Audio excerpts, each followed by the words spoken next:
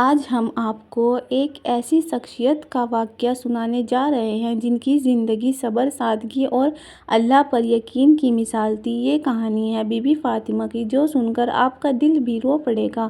مدینے کی ایک سادگی بھری رات تھی۔ گھر میں نہ زیادہ سامان تھا نہ آرام، بس اللہ کی یاد اور صبر۔ بی بی فاطمہ اپنے ہاتھوں سے چکی چلا رہی تھی۔ آٹا پیستے پیستے ان کے ہاتھوں میں چھالے پڑ چکے تھے۔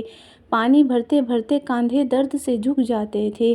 ان کے گھر میں کوئی نوکر نہیں تھا، حالانکہ وہ چاہتی تو مانگ سکتی تھی کیونکہ وہ تو نبی کی بیٹی تھی، لیکن انہوں نے کبھی شکایت نہیں کی۔ ایک دن ان کی حالت بہت زیادہ خراب ہو گئی، ہاتھوں میں چھالے، بدن میں درد، آنکھوں میں آنسو۔ انہوں نے اپنے شوہر حضرت علی سے کہا، کیا ہم ابا جان سے ایک مددگار نوکر نہیں مانگ سکتے؟ حضرت علی نے کہا، ہاں چلو پوچھ لیتے ہیں۔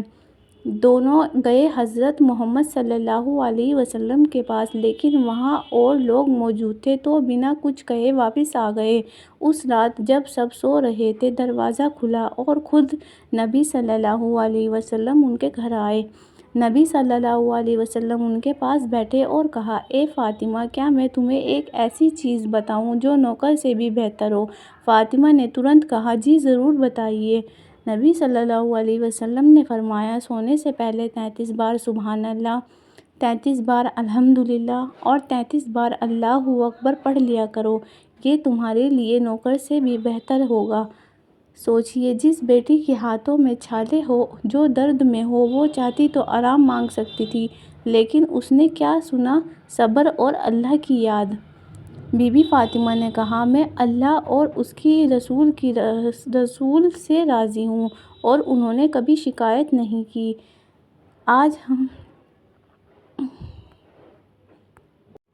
ہم ایک چھوٹی چھوٹی پریشانیوں میں ٹوٹ جاتے ہیں، لیکن بی بی فاطمہ نے ہر درد میں صبر کیا۔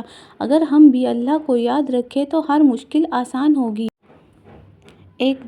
ایک دن کا واقعہ، مدینے میں فاقے کا دور چل رہا تھا۔ کئی دن گھر میں کھانا نہیں ہوتا تھا۔ بی بی فاطمہ اور ان کے شوہر حضرت علی بھوک سہتے تھے، لیکن زبان پر کبھی شکایت نہیں آتی تھی۔ ایک دن بی بی فاطمہ بہت کمزور ہو گئی، بچے بھی بھوکے تھے، گھر میں کچھ بھی کھانے کو نہیں تھا۔ انہوں نے سوچا، آج ابا جان کے پاس چلتے ہیں، شاید کچھ مل جائے۔ وہ گئی حضرت محمد صلی اللہ علیہ وسلم کے پاس، لیکن کیا دیکھتی ہیں، نبی صلی اللہ علیہ وسلم خود کئی دنوں سے بھوکے تھے، ان کے پیٹ پر بھی پتھر بندھا ہوا تھا۔ یہ دیکھ کر بی بی فاطمہ کی آنکھ میں آنسو آ گئے۔ وہ کچھ مانگنے آئی تھی، لیکن اب کیسے مانگتی؟ ان کے دل نے کہا، میرے ابا خود بھوکے ہیں، میں ان سے کیسے کچھ مانگ لوں؟ وہ بنا کچھ کہے واپس لوٹ آئی، نہ شکایت، نہ گلہ، نہ صبر۔ جب حضرت محمد صلی اللہ علیہ وسلم کو پتہ چلا تو ان کا دل بھر آیا۔ انہوں نے سمجھایا، اے فاطمہ، دنیا کی تکلیفیں تھوڑی دیر کی ہیں، لیکن صبر کرنے والوں کے لیے جنت ہے۔ سوچیے، بیٹی بھوکی ہے، باپ بھی بھوکا ہے، لیکن تینوں میں سے کسی نے شکایت نہیں کی۔ یہ تھا ان کا ایمان، ان کا صبر۔ آج ہم چھوٹی چھوٹی باتوں پہ شکایت کرتے ہیں، لیکن بی بی فاطمہ نے بھوک میں بھی صبر کیا۔ اگر ہم بھی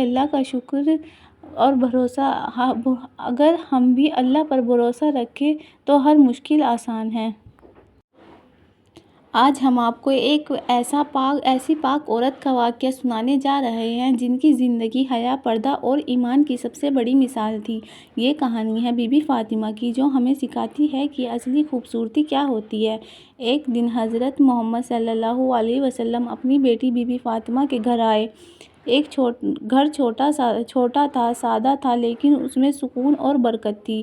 نبی صلی اللہ علیہ وسلم نے اپنی بیٹی سے پوچھا، اے فاطمہ، دنیا کی سب سے بہترین عورت کون ہے؟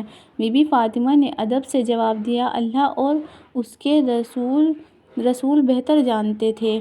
نبی صلی اللہ علیہ وسلم نے خود فرمایا، سب سے بہترین عورت وہ ہے جو غیر مردوں سے پردہ کرتی ہے اور اپنی حیا کی حفاظت کرتی ہے۔ بی بی فاطمہ یہ سن کر گہرائی سے سوچنے لگی، ان کے دل اور بھی اللہ کی طرف جھک گیا۔ جب بی بی فاطمہ کی طبیعت خراب تھی، وہ اپنے آخری دنوں میں تھی، انہوں نے حضرت علی سے کہا، مجھے ایک بات کی فکر ہے۔ حضرت علی نے پوچھا، کیا بات ہے؟ انہوں نے کہا، جب میرا جنازہ اٹھایا جائے تو لوگ میرے جسم کا اندازہ نہ